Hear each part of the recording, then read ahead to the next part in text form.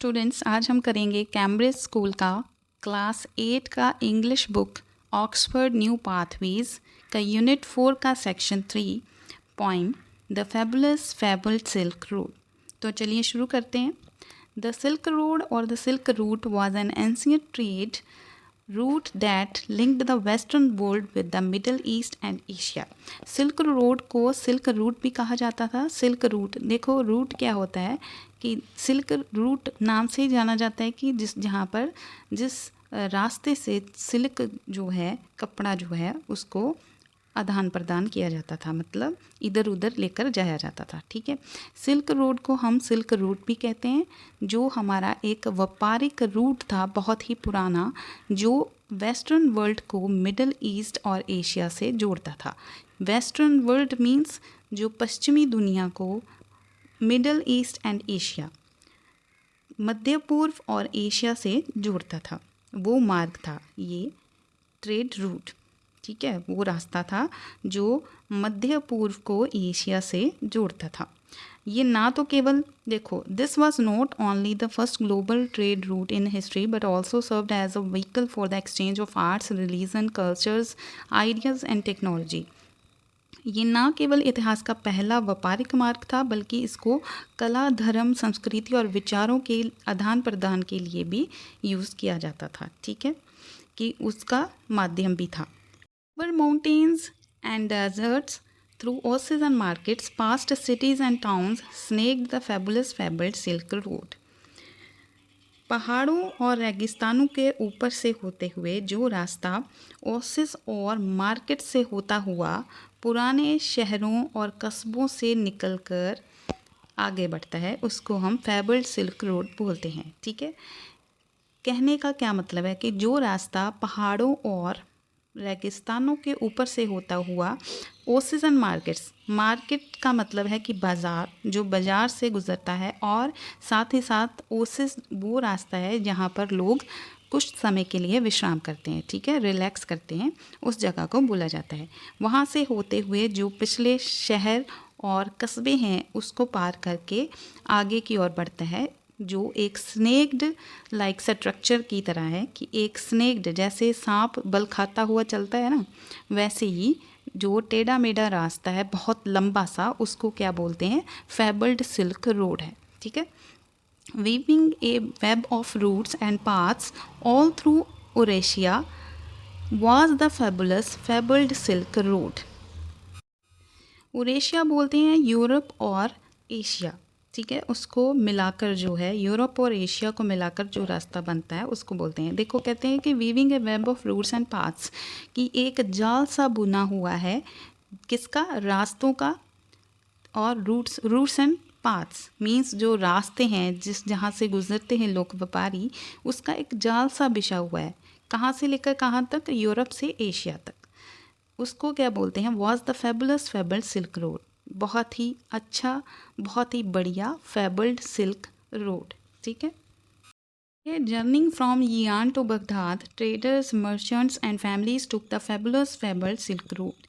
जो जर्नी करते हैं, मतलब जो यात्रा करते हैं जियान से लेकर बगदाद तक। यान जो है वो एक चाइना की जगह है, चाइना से लेकर बगदाद तक जो व्यापार करते हैं, जो सामान बेचते हैं, और जो परिवार हैं, वो सब इस फैबल सिल्क रोड के थ्रू ही करते हैं, मतलब इसको यूज़ करके ही वो अपना व्यापार करते हैं।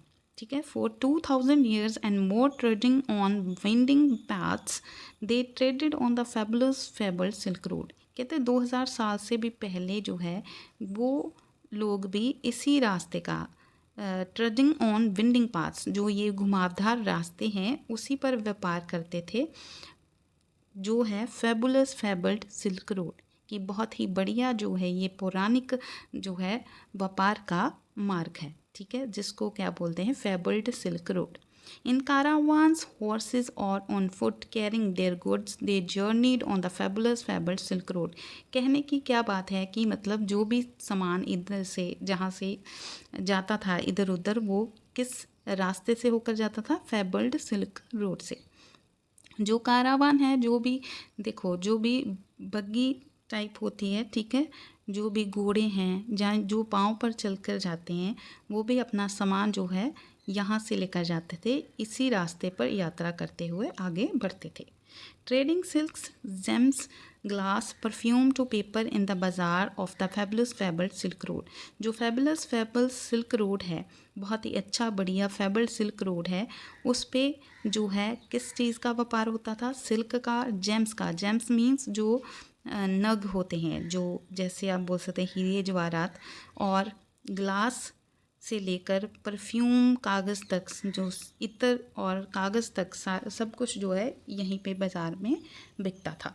Passing cities with lilting names Turfan, Khotan, Kashgar, Samarkand on the fabulous fabled silk road.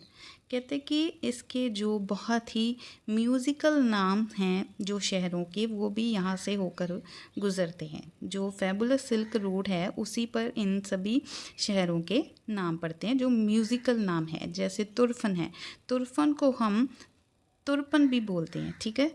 जो शहर है वो कहाँ पे है? जो जिनयांग है, चाइना का शहर है, उसके चाइना का जिनयांग शहर है जो उसके ईस्ट में शहर पड़ता है, ठीक है, उसको क्या बोलते हैं? तुर्पन।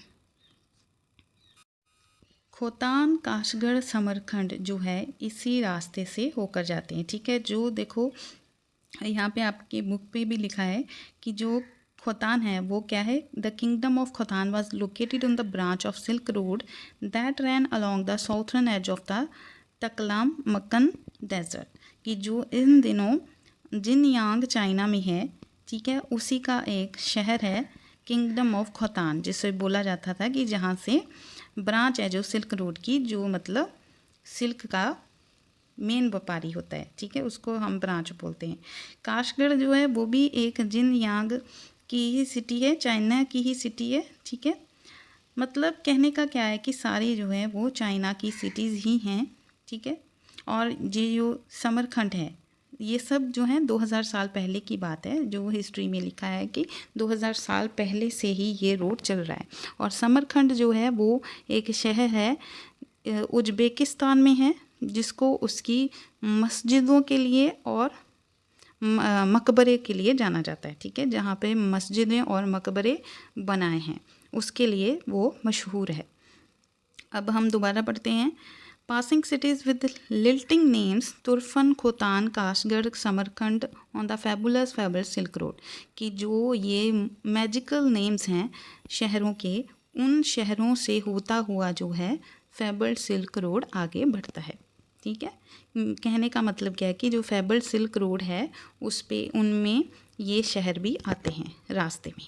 Then back they went with other goods through cities and towns, over mountains and deserts, on the same fabulous fabled Silk Road। और जब कहते हैं कि वो सब लोग जो है अपने गुड्स लेकर वापस जाते हैं, वो भी इसी शहरों से, कस्बों से होते हुए, पहाड़ों से और रेगिस्तान से होते हुए इसी same fabulous fabled silk road से वापस जाते हैं, ठीक है।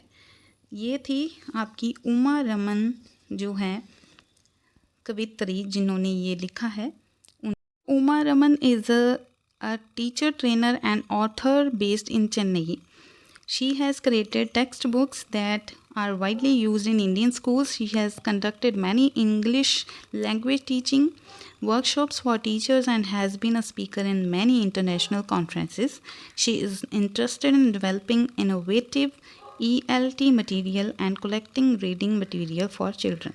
कि जो उमा रमन जी हैं वो एक टीचर ट्रेनर हैं, कि जो टीचर्स को भी ट्रेन करती हैं, ट्रेनिंग देती हैं और बच्चों को भी पढ़ाती हैं चेन्नई में। और उन्होंने बहुत सारी टेक्स्ट बुक्स जो हैं वो लिखी हैं, ठीक है, जो इंग्लिश इंडियन स्कूल्स में पढ़ाई जाती हैं, ठीक है।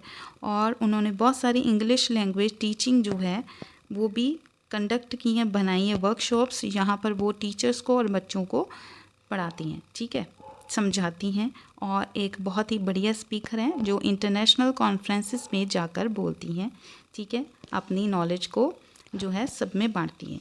और वो बहुत ही जो अपने इनोवेटिव ELT मटेरियल है जो इंग्लिश लैंग्वेज के लिए चाहिए होता है उसको कलेक्ट करती हैं ताकि वो बच्चों के लिए बुक्स को लिख सकें, ठीक है। ये थी आपकी उमा रमन जो है उनके बारे में जानकारी। अगर आपको कोई भी बात समझ में नहीं आई हो तो आप कमेंट सेक्शन में बता सकते हैं। मिलते हैं अगली वीडियो में, तब तक के लिए पढ़ते रहिए, खूब खुश रहिए, हंसते रहिए। Bye bye.